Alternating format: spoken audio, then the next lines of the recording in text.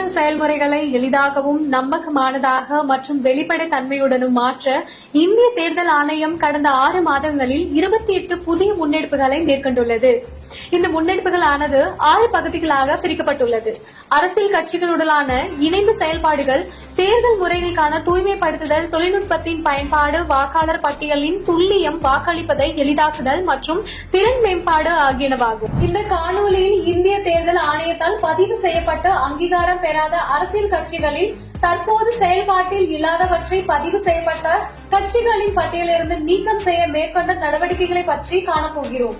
இந்திய தேர்தல் ஆணையம் மேற்கொண்ட இம்முயற்சியின் அடிப்படையில் முதல் கட்டமாக 334 செயல்படாத பதிவு பெற்ற அங்கீகாரம் பெறாத கட்சிகள் இப்பட்டியலிருந்து நீக்கப்பட்டன.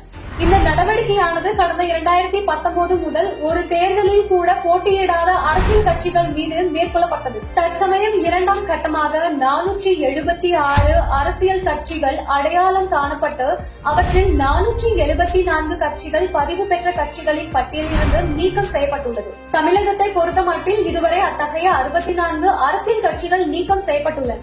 இது போன்ற இந்திய தேர்தல் ஆணையம் தொடர்பான மேலும் புதிய தகவலுக்கு எங்களது அனைத்து சமூக ஊடக தளங்களை பின்தொடரவும் மற்றும் சப்ஸ்கிரைப் செய்யவும்.